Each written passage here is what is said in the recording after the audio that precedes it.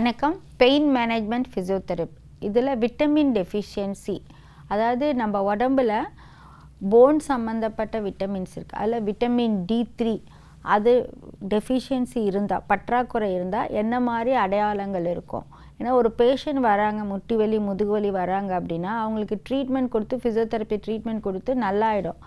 ஆனால் அவங்க எக்ஸசைஸ் பண்ணாட்டினாலோ இல்லை பர்டிகுலர் விட்டமின்ஸ் குறைச்சலாக இருந்தாலோ கொஞ்ச நாள் கழித்து திருப்பி வலி வருவதற்கு வாய்ப்புகள் இருக்குது.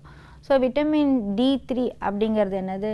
பொதுவாக வந்து நம்ம சன்ஷைன் விட்டமின் சொல்லுவாங்க. அதாவது சூரிய ஒளி படுறதுனால வர்ற விட்டமின். நம்ம உடம்பில் விட்டமின்ஸ் ஃபுட்டு மூலமாக நம்ம எடுத்துப்போம். ஆனால் ஒரு எந்த ஃபுட்டு மூலமாக இல்லாமல் நம்ம உடம்பே தயாரிக்கக்கூடிய ஒரு விட்டமின் அதுனா விட்டமின் D3. அதுக்கு முக்கியம் வந்து சன்ஷைன், அது சூரிய வெளிச்சம். எப்படி தாவரங்களுக்கு ஒரு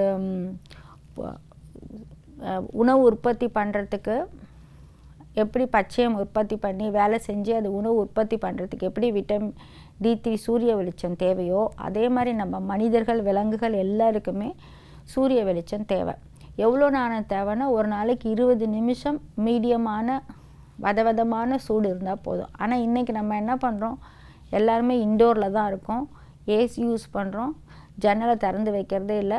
குழந்தைகள் மெயினாக வெளியில் போய் மண்ணில் சூரிய வெளிச்சத்தில் விளையாடுறதில்ல. ஸ்கூலில் பிடி பீரியடில் இருந்தால் உண்டு, அந்த பிடி பீரியடும் வேறு யாராவது எடுத்துக்கிட்டால் அவங்க விளையாடுறதுக்கு வாய்ப்பு இல்லை. எல்லாருமே செல்ஃபோனில் தான் விளையாடிட்டுருக்காங்க, கிரிக்கெட்டும் ஃபுட்பாலும். ஸோ இந்த சூரிய வெளிச்சம் படாததுனால இன்றைக்கி பார்த்திங்கன்னா ப்ராக்டிஸில் டீனேஜ் கேர்ள்ஸு பாய்ஸுக்கு டிஸ்க் பல்ஜு நெக் ப்ராப்ளத்தில் நிறைய பேர் வராங்க. நிறைய ட்ரீட்மெண்ட் எடுத்தோம், நல்லா ஆகலை, திருப்பி வருதுங்கிறப்ப D3 செக் பண்ணி பார்க்குறப்ப அது ஆவரேஜாக ஒரு 100 இருக்கணும்னா ஒரு 60-70 இருந்தாவது இந்த பிளட்டில் நம்மளுக்கு ஹெல்த்தியாக இருப்பாங்க. இவங்களாம் சிங்கிள் டிஜிட் 8, 9, 10 இருக்குது.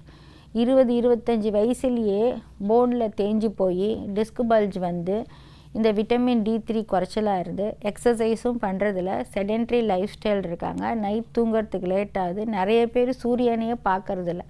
இப்படி இருக்கிற இந்த ஜென்ரேஷன், இப்போ இருக்கிற current generation by the age 40-50 ஆறப்போ அவங்களோட போன் ஹெல்த் எப்படி இருக்கும்னு பாருங்கள்.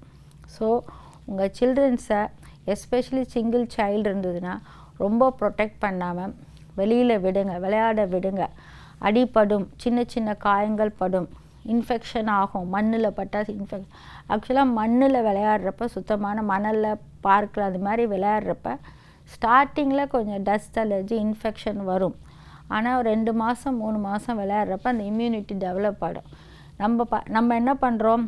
வீட்டை ஃபுல்லாக டெட்டால் போட்டு ஃபுல்லாக தொடச்சிட்றோம். இதில் விளையாடுறதில்ல, ஏசியிலே இருக்கும். அப்போ தான் என்ன ஆகும்னா அவங்களுக்கு இம்யூனிட்டி குறைச்சலாகும். ரெண்டாவது இந்த விட்டமின்ஸ்லாம் இருக்காது. அப்போ அவங்களுக்கு வந்து சீக்கிரமாகவே போன்ஸ் டீஜென்ரேஷன் ஆகுது. ஸோ சன்ஷைன் விட்டமினான விட்டமின் D3 வந்து இயற்கையாக நம்மளுக்கு கிடைக்குது. நம்ம உடலே உற்பத்தி பண்ணுற விட்டமின் வந்து D3. எப்படி அப்படின்னா, இப்போ நீங்கள் வந்து D3 குறைச்சலாக இருக்குது. அந்த காலத்துலலாம் பார்த்திங்கன்னா நம்ம வயசானவங்கெல்லாம் காட் லிவர் ஆயில் கொடுப்பாங்க, வெளிநாட்டிலேருந்து வரும். அந்த காட் லிவர் ஆயில் எல்லார் வீட்லேயும் பாட்டிலில் வச்சுருப்பாங்க. வாரத்துக்கு 2 வாட்டி 3 வாட்டி பெரியவங்க சின்னவங்க கொடுத்துருவாங்க. அது வந்து விட்டமின் D3 தான். ஆனால் அப்போ அது காட் லிவர் ஆயிலோட அப்போல்லாம் வெளியிலலாம் விளையாடிட்டு இருந்தாங்க, வெயிலில் போனாங்க, நடந்தாங்க, சைக்கிள் ஓட்டாங்க. ஆனால் அப்பயே நம்ம முன்னோர்கள் என்ன பண்ணாங்க? அந்த காட் லிவர் ஆயில் பாட்டிலில் வாங்கி வச்சு எல்லோரும் சாப்பிட்டு. இப்போ நம்ம வெளியில் விளையாடுறதும் இல்லை, சன்லைட்டும் படுறதில்ல, அந்த மாதிரி காட் லிவர் ஆயிலும் சாப்பிட்றதில்ல. லைஃப் எப்படி மாறி போயிடுச்சு பாருங்கள். ஸோ நம்மளுக்கு பிரச்சனையை உண்டு பண்ணிக்கிறோம் அப்படின்னா அது வந்து நம்ம வெளியில் போய் விளையாடாமல் டஸ்ட்டு படாமல் ப்ரொடெக்டடாக இருந்து மெயினாக சன்லைட்டில் போய் உடம்பு எக்ஸ்போஸ் ஆகிறனால போன்ஸ் ப்ராப்ளம் வர்றதுக்கு மெயின் காரணம் விட்டமின் D3 டெஃபிஷியன்சி. அந்த டெஃபிஷியன்சி தான் என்னென்ன அடையாளங்கள் இருக்கும் அப்படிங்கிறத பற்றி அடுத்ததில் பார்ப்போம். நன்றி, வணக்கம்.